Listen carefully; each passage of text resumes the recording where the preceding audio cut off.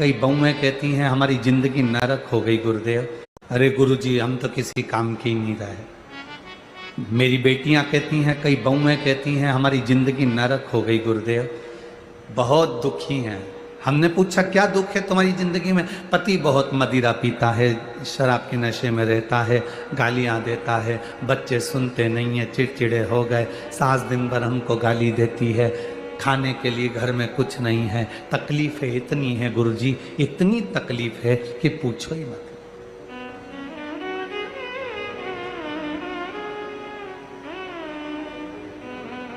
कोटा में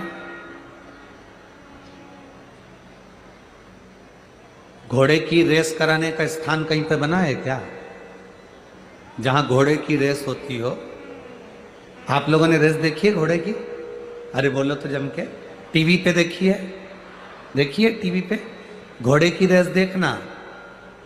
घोड़े को नहीं मालूम रहता कि मैं कंपटीशन में बैठा हूं, घोड़े को नहीं मालूम कि मैं एग्जाम में बैठा हूं, घोड़े को नहीं मालूम कि मैं जीतने के लिए यहां आया हूं, घोड़े को नहीं मालूम कि मैं रेस में खड़ा हूं। घोड़ा तो दौड़ता है, जब धीरे दौड़ता है तो घोड़े को चाबुक मारा जाता है, पिन चुभाई जाती है, घोड़े को उस चाबुक की आगे एक नोक रहती है, उसको चुभाया जाता है। घोड़े को नहीं मालूम कि मैं रेस में खड़ा हूं।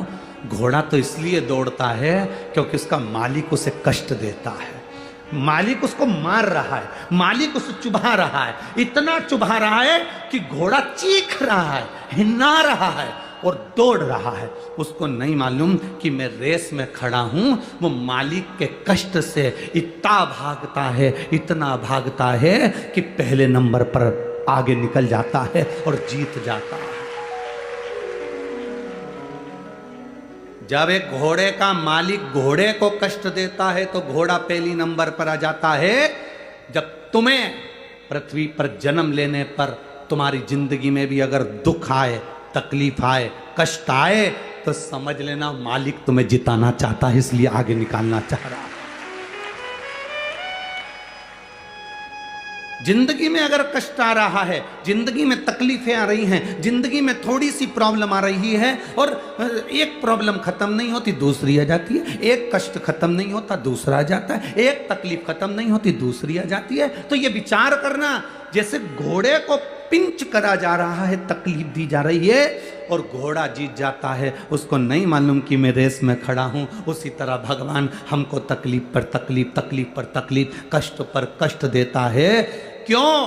क्योंकि भगवान चाहता है कि मैं तुझे रेस के घोड़े की तरह तुझे आगे निकाल कर ले जाऊं। ये कष्ट नहीं होता तो तू सहन कहां कर पाता। राम बन ना जाते तो राम कभी राम बन ना पाते।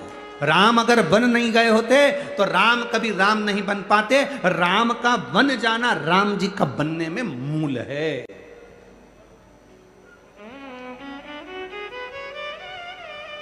तुम अपना दुखड़ा रोते हो, कभी भगवान कृष्ण का दुखड़ा देखा है तुमने?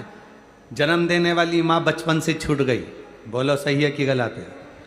बचपन में जन्म देने वाली मां छूट गई, कारागार में पड़े थे, चले गए यशोदा जी के यहाँ, उन पर चोरी का इल्ज़ाम लगा, मक्खन की चोरी का बचपन से इल्ज़ाम लग गया। कितना कितना पूतना आई, तृणावत आया, अघासुर आया, बकासुर आया, कितने कितने असुर आए। कंस खुद का सग्गा मामा भी पीछा पड़ा रहा। जरा सोचो कि भगवान कृष्ण की जिंदगी में कितना दुख आया होगा।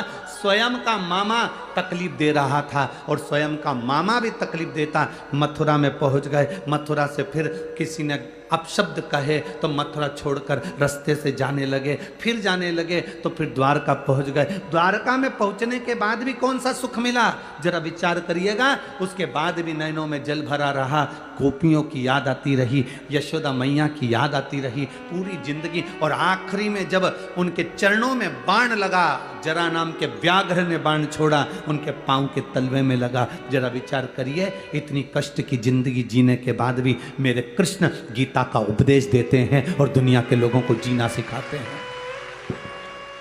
इतनी जिंदगी में दुख आने के बाद भी गीता का उपदेश देते हैं और जीना सिखाते हैं। ये कृष्ण है।